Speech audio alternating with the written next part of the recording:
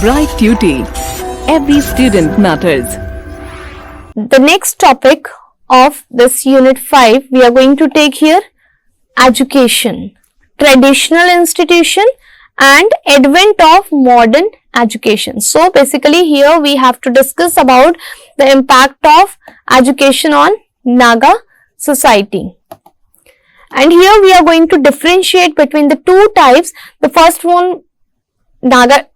one is the traditional institution of the Naga society, and what were the differences occur or what were the different features of the modern education initiated in Naga society. Educational institution. How we can define? These are the institution which ensures the transmission of knowledge from one generation to another, and everywhere the meaning of these educational institution is going to remain the same. Where we are talking about transformation, where we are talking about the transformation of knowledge from one to another generation. Educational institutions are not only those formal organizations which are specifically devoted to education, but these are also the other means of transmitting cultural heritage also. These educational institutions, understood in the sense, are found in all the societies. So here if we are talking about these educational institutions, these are not only the formal one, but beside that these also talk about the informal institutions through which we are transforming the culture, through which we are transforming our cultural heritage from one generation to another. And here also in Naga society we talk about these informal way of transmitting these values. Families played an important role in the same. So in detail now we are going to discuss about the traditional educational institution. The most important traditional institution, the most important traditional educational institution was the bachelors or youth dormitory found in every village or khel. Such youth dormitories existed also for the girls. So even in the traditional time, if we talk about these traditional institute of educations were very well existing in Naga society, and the separate, here if we talk about such sort of youth dormitories were also available for the girl child. The youth dormitory is known by different names in the different tribes, and the most commonly used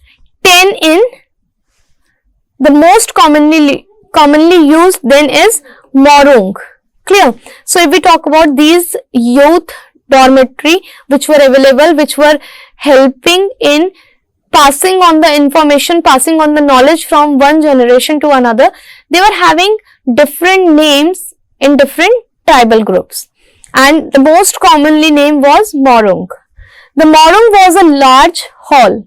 It was located close to the village gate so that in emergency the youth could be quickly armed, because youth, if we talk about, are one of the most important part of any of the society. So this Morung was supposed to be called to a large hall, the empty hall, where these youth were supposed to be called whenever they were required to armed. In some Naga tribes, the Morung represented the best form of architecture, and somewhere these were the best example of the architectural designs also. The way they were created, the way they were presented. The actual organization and the rules and regulations of the Morung differed from tribe to tribe, because it is the same as we are talking about the rules and regulation of one particular school is varying from the another. Same way, during that traditional time period, the rules and regulations of particular Morung were varying from one tribal group to another. However, a general rule was that girls could not enter a bachelor's Morung. So this was the very common rule in all sort of Morung, that the girls were not allowed to enter in their area. In some tribes, boys could visit the girls in the girls' dormitory, but in some of the tribes it was allowed for boys to enter in the areas of girls. So these are some of the common features that were found in the traditional educational system, or these are some of the common things, these are some of the features that we could found in the traditional educational institutions of Nagaland. On attaining puberty, a boy or a girl joined the morung and began to sleep in morung. They used to, when getting the adulthood, when achieving the adulthood, the boy or the girl, they used to join the morung and they used to begin to sleep in morung only. It was like a hostel, we can say, where they used to live for their education, for attaining the knowledge. But the morung was not merely a sleeping place. It was a place where the youth underwent training in various aspects of life until they get married. So, Indian history, we have already heard about these gurukuls or the vidyalayas. Gurukuls mainly where the children used to stay and they used to learn all the things till they are matured enough to earn the money. So in the same way, we have seen that how the morung were preparing a particular child to be ready to face the difficult situation in their life, or the third main phase of their life. It was in the morung that a boy learned the techniques of war. So now we are going to discuss that what were the different activities which were taught to these children. The techniques of war were there: wrestling, dancing, singing, games and sports. Similarly, we talk about the girls, they were learning the arts and craft and that were necessary for life as a adult. So these are the different activities which were taught to boys and girls in the traditional time period. And here we can see that they were also in these traditional educational institutions in Nagaland, they were not totally focusing on the education or the knowledge, but beside that they were also focusing on the overall development of a child. In the morung, if we talk about, the youth also came to know about their tradition, religious philosophy and rules of behavior.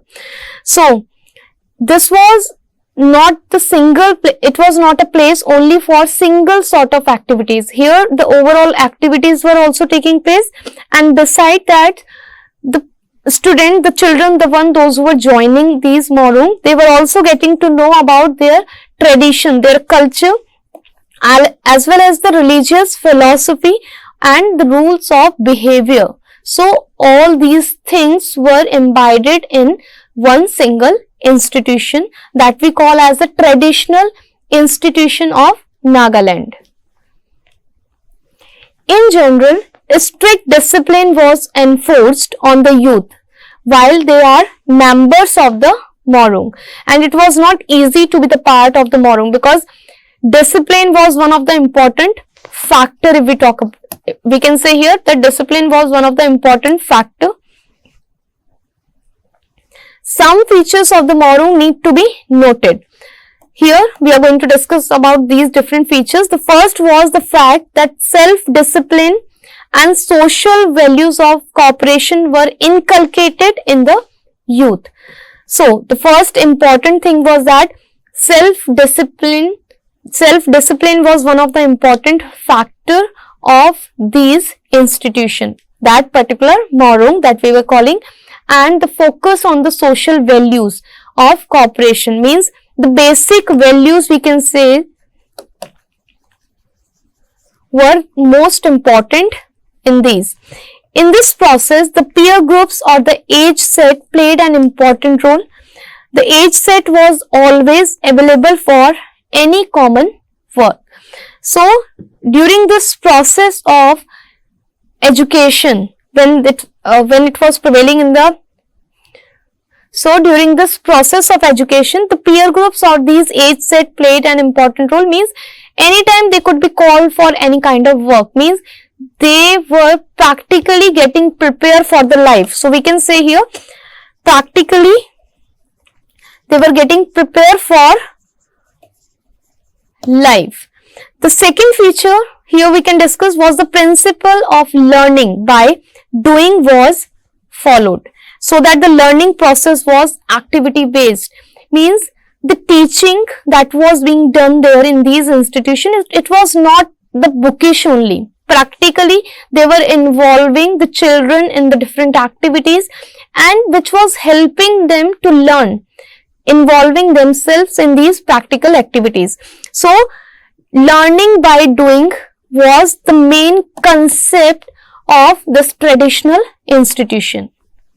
Now, beside these features, beside presence of these sort of features, the two reasons are given for the gradual disuse and even disappearance of these morung. So we'll discuss about that what kind of problem started occurring which led to the disappearance of these morung.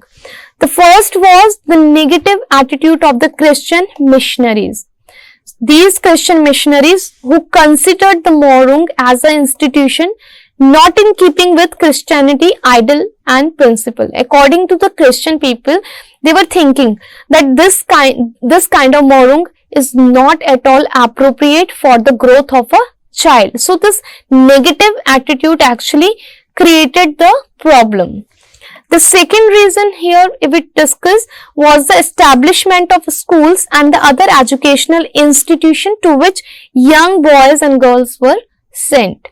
Another reason, because now the alternative options were available. The alternative options mean other schools and the educational institutions were coming up.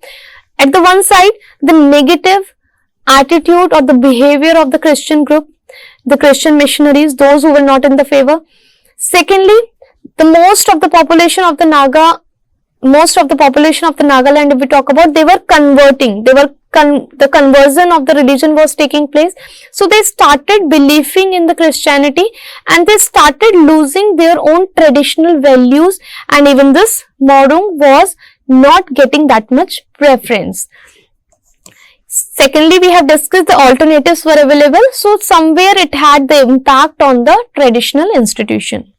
Though the morung would not have been able to impart the type of education needed in the modern times, the schools are probably are able to inculcate the same type of discipline that was imparted to the youth in morung, especially by the peer groups. Though we can say that morung were not able to impart the same kind of education which was required as per the need of the modern time, but these schools were providing that modern education which was having the impact of that modernity and the Western culture to these people, and this was done by the peer groups in these schools. To some extent, Christian Youth Association performed this function of socialization by the peer groups, and these peer groups were formed who were doing this kind of work, and this Christian Youth Association was also the one who played an important role in creating this feeling and creating this function of socialization, which led to the disappearing of morung in the society. Now we are going to do the discussion about the advent of modern education, that how the modern education was introduced in Naga society. Education is an area in which there has been a spectacular development in Nagaland in the recent past. This can be seen from the rise in literacy rate. In 1961, the literacy rate was only 17.91%.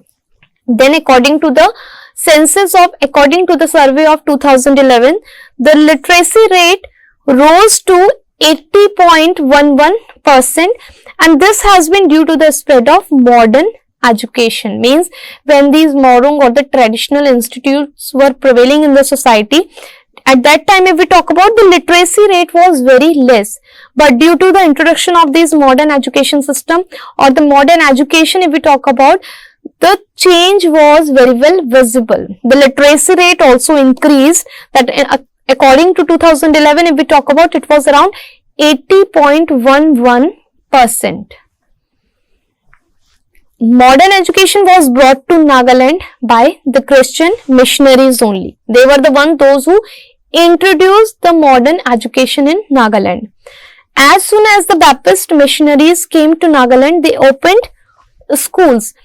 And the main purpose of opening the school was just for the conversion of the people, conversion of the religion. They were keeping more focusing on, they were keeping their more focus on that purpose. The missionaries had two reasons for opening the school. So here if we talk about, we know that these were the the Christians were the those who introduced the modern education in Nagaland. Behind that, the two main purpose were there. The two main reasons were there. The first one, to break down the barriers of superstition that prevented people from hearing and responding to the gospel.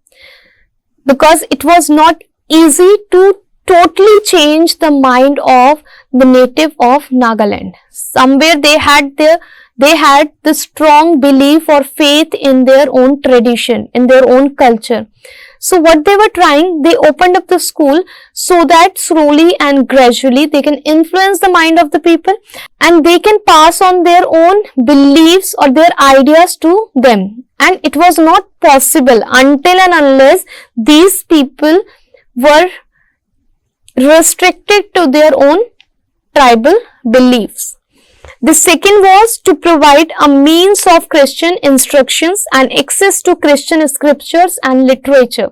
The second biggest reason for opening up these schools was because they want the people of Nagaland to carry forward with the Christian instructions, and they want them to read their scriptures and the literature. And this work was already being done by the Christian missionaries in a very unorganized or informal way.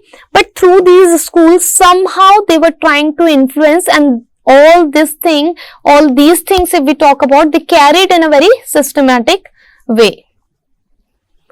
In Nagaland, as in other hilly areas also, the educational activities of the missionaries was extensive. Reason? Because of the government gave them considerable freedom and support. They were also getting all sort of support as well as the freedom from the government side. So they were carrying forward it at a larger level. In fact, the missionaries enjoyed monopoly in the field of education.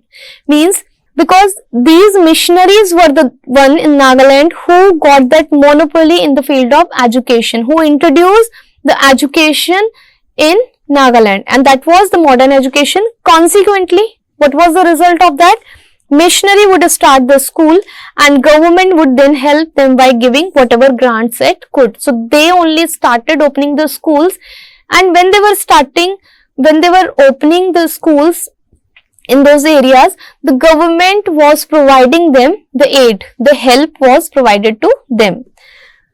The government recognized the performance of missionaries to such an extent that even the only government high school in Nagaland, which was in Kohima, was actually operated by the missionaries. So we can see to what extent these institutions in the modern day were very much influenced by these missionaries or the Christianity.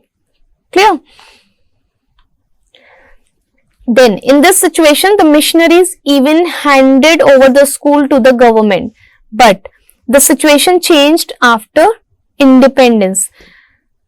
During that time period, if we talk about, they handed over the school to the government and they started ruling over that. They started controlling the schools.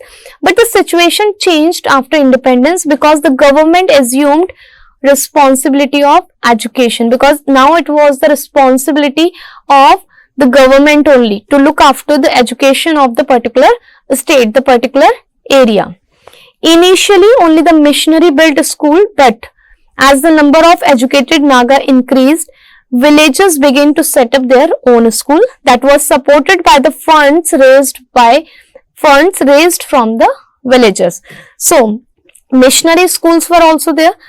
So, initially, if we talk about, only the missionary schools were there, but slowly and gradually, as the literacy rate started increasing in Nagaland, the other villagers also, with the help of, by collecting the fund and by raising or collecting the fund through the villagers, they started opening up their own schools. And at the time of independence, if we talk about, there were many such schools in Nagaland. And gradually, they were taken over by the government. Although they were started by the villagers, but later on they were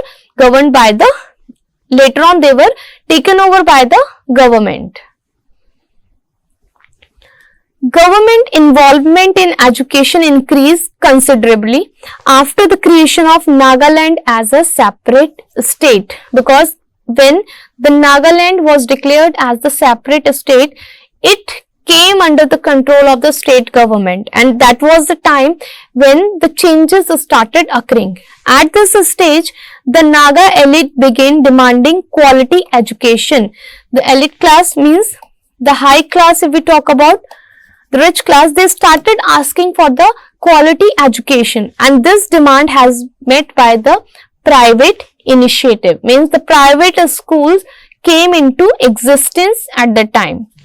In this process, Christian churches have become active by opening high schools and colleges. And when the private institute got the chance, so it was the time that again who got the opportunity?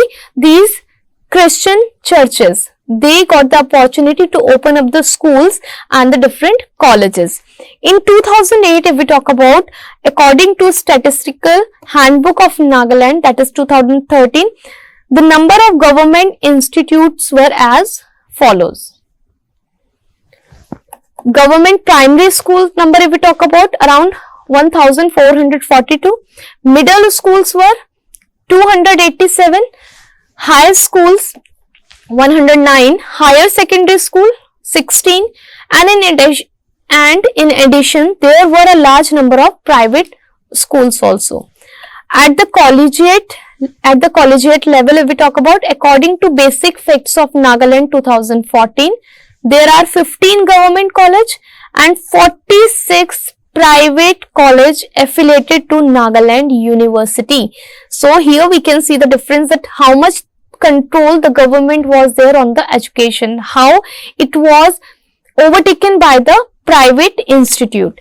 In addition, there are also some institutions, those who are imparting some sort of technical education in Nagaland. So, it can be seen that the modern education has made the rapid progress in Nagaland. Definitely, it has brought the development and the growth in the Nagaland as a state. Literacy rate also have been steadily rising due to the opening of more and more schools, and we have seen that private schools or the private institutes are playing an important role in that. But high literacy rate do not necessarily mean high level of education, because in India, if we talk about how we are going to define a literate child, one who has attained the age of 7 years and who has attained the age of 7 years and is able to read and write in any of the language. In fact, the proportion of person with higher level of education is low. So, simply getting the high level of education means simply just collecting or looking at the data cannot define that this particular state is having the high literacy rate, until and unless we are not talking about the education or the quality education at the higher level, which is helping the people of that particular state to grow and to develop as an individual. There has been a quantitative expansion of education with a large number of institutions, but there is need for qualitative improvement. So we came to the point that we were talking about the quality means quantitative, the number of schools and institutions, if we talk about, are increasing, but instead of talking about the number of schools and institute, we need to focus on the quality of the education. Further, there has been an expansion of general education also. There is a need to reorient education so that it meets the requirement of the economy. Simply giving the education is not the only responsibility of the government. What is the responsibility of the government? Just to prepare their youth to get the better opportunity in all fields. So, skilled education, we can say, or the trainings centers are the need of today, which can help an individual to grow and bring the growth in their personality. At present, the educational system produces matriculates and graduates who cannot find employment. Because if these youth are there, those who are getting educated, after that what? After that, the employment opportunities must be there. And instead of looking for the employment opportunities outside their state, the government, it is the responsibility of the government that they should generate these employment opportunities within the state itself. The problem of educated employment has become very serious, not only in Nagaland but all over the India. So this is the responsibility of the Naga state, responsibility of the government of the Nagaland state, that they have to decide, they have to make the plan, and that they have to initiate the different programs where they could work on bringing that change in the society. Along with providing the education, they have to provide the better job opportunity. They should open up the new ways for the youth of the state, where they could occupy all these unemployed people with the work.